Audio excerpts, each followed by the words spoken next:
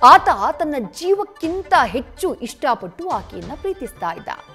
ಆಕೆಯನ್ನೇ ಮದುವೆಯಾಗಬೇಕು, ಆಕೆಯ ಜೊತೆಯೇ ಜೀವನ ಪೂರ್ತಿ ಕಳಿಬೇಕು ಅಂತ ಕನಸ್ಕೊಂಡಿದ್ದ. ಆದ್ರೆ ವಿಧಿ ಬೇರೆನೇ ಆಗಿತ್ತು. ಯಾವ ಹುಡುಗಿಯ ಜೊತೆ ತನ್ನ ಜೀವನ ನಡೀಬೇಕು ಅಂತ ಹೇಳಿ ಆತ ಕನಸ್ಕೊಂಡಿದ್ನೋ ಆಕೆಯೇ ಈತನ ಜೀವನಕ್ಕೆ ಫುಲ್ ಸ್ಟಾಪ್ ಇಟ್ಬಿಟ್ಟಿದ್ದಾಳೆ. ಕಬ್ಬಿನ ಗದ್ದೆಗೆ ಬಾ ಅಂತ ಕರೆದಾಕೆ ಆ ನಂತರ ಆತನನ್ನ ಹತ್ಯೆ ಮಾಡಿ ಹೂತು ಹಾಕಿದ್ಲು.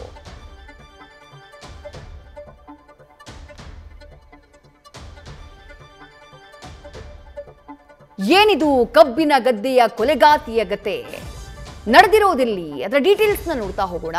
ನವೆಂಬರ್ 10ನೇ ತಾರೀಕು ಕಬ್ಬಿನ ಗದ್ದೆಯಲ್ಲಿ ವ್ಯಕ್ತಿಯೊಬ್ಬನ ಅಸ್ಥಿಪಂಜರ ಪತ್ತೆಯಾಗಿತ್ತು. ಉತ್ತರ ಪ್ರದೇಶದ ಹರ್ದೋಯಿ ಜಿಲ್ಲೆಯ ಅಲೀಂಪುರ್ ಅನ್ನುವಂಥ ಗ್ರಾಮದಲ್ಲಿ ನಡೆದಿರುವಂತಹ ಘಟನೆ ಇದು. ಅಲ್ಲಿನ ಕಬ್ಬಿನ ಗದ್ದೆಯಲ್ಲಿ ಒಂದು ಶವ ಪತ್ತೆಯಾಗುತ್ತೆ. ತನಿಖೆಯ ಸಂದರ್ಭದಲ್ಲಿ ಇದೇ ಗ್ರಾಮದ ಅಮಿತ್ ಎಂಬಾತನ ಅಸ್ಥಿಪಂಜರ ಅದು ಅನ್ನೋದು ದೃಢ ಆಗುತ್ತೆ. ಆದ್ರೆ ಅಮಿತ್ನ ಸಾವು ಸೂಸೈಡಾ ಅಥವಾ ಕೊಲೆನಾ ಅನ್ನುವಂಥ ಸಂಶಯ ಕಾಡೋಕ್ ಶುರುವಾಗುತ್ತೆ. ಅಮಿತ್ ಸಾವನ್ನಪ್ಪಿದ್ ಹೇಗೆ ಅನ್ನುವಂಥ ಪ್ರಶ್ನೆ, ಆ ಅನುಮಾನದ ಬೆನ್ನು ಹತ್ತುತ್ತಾರೆ ಪೊಲೀಸರು.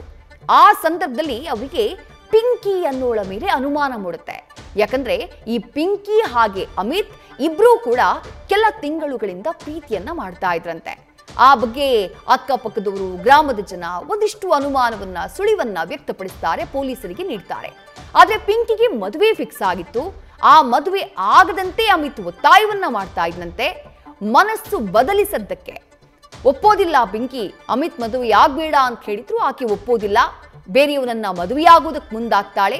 ಆ ಸಂದರ್ಭದಲ್ಲಿ ಸಿಟ್ಟಿಗೆದಂಥ ಅಮಿತ್ ಪಿಂಕಿಗೆ ಬ್ಲ್ಯಾಕ್ ಮೇಲ್ ಮಾಡೋದಕ್ಕೆ ಶುರು ಮಾಡಿದ್ನಂತೆ. ಅವರಿಬ್ಬರ ಖಾಸಗಿ ವಿಡಿಯೋಗಳನ್ನ ರಿಲೀಸ್ ಮಾಡೋದಾಗಿ ಬೆದರಿಕೆಯನ್ನ ಹಾಕಿದ್ದಂತೆ. ಹಾಗಾಗಿ ಪಿಂಕಿ ಇದರಿಂದ ಬಚಾವಾಗೋದಕ್ಕೆ ತನ್ನ ಸಹೋದರನಿಗೆ ಈ ವಿಷಯವನ್ನ ತಿಳಿಸ್ತಾಳೆ. ಆ ನಂತರ ಇಬ್ರೂ ಸೇರಿ, ಅಣ್ಣ ತಂಗಿ ಇಬ್ರೂ ಸೇರಿ ಕೊಲೆಗೆ ಪ್ಲಾನ್ ಅನ್ನ ರೆಡಿ ಮಾಡ್ತಾರೆ.